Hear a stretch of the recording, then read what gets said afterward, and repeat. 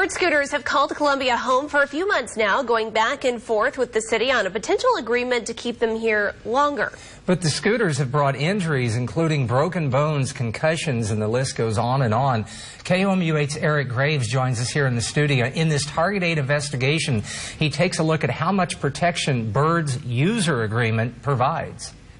Terms and conditions are something most people just fly through, paying no attention to what all those words actually mean. For two MU students, that is exactly what they did. They didn't think about what they had agreed to again until they had to.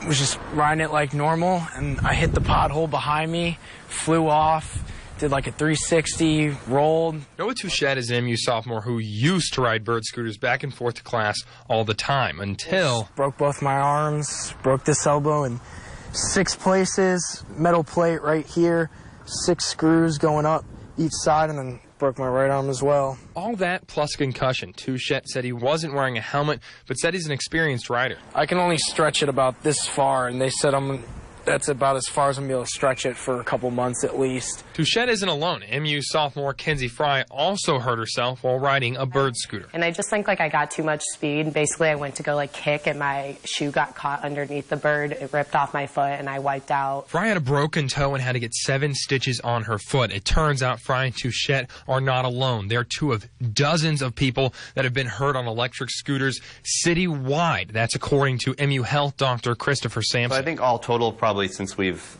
had the introduction of scooters in the city of Columbia, we've probably seen anywhere from 20 to 40 different people have had to be treated for injuries resulting from them. Legally, Touchette and Fry never reached out to Bird. They didn't think they had a case. I haven't really talked to Bird about it just because they put that waiver in front that no one really pays attention to, that I'm sure covers them legally. You know, they give you this warning sheet in the beginning, but we really just skipped through it so fast. Now, when people first sign up to use Bird, they have to go through Bird's rental agreement, waiver of liability, and release. People usually scroll through all these, but what they could be missing is where Bird specifically says rider assumes all risk without wearing a helmet or other protective gear. But David Tyson Smith, a lawyer at Smith & Parnell, says this waiver does not take away all the guilt from Bird. It's protection. So what defendants do and companies do is they want to add as many layers of protections as possible. Smith says Bird can use the waiver as a defense, but it's not unbeatable. So they can raise that defense and say, hey, we did it, but that doesn't mean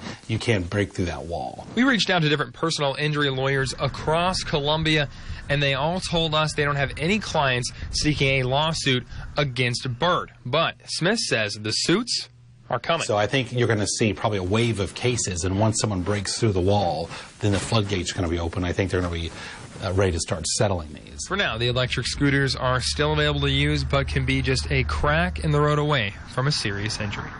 Dr. Sampson says the safest way to ride a Bird is to wear a helmet, obey traffic laws, and pay attention to what's going on around you. Just because you see a car doesn't mean they see you.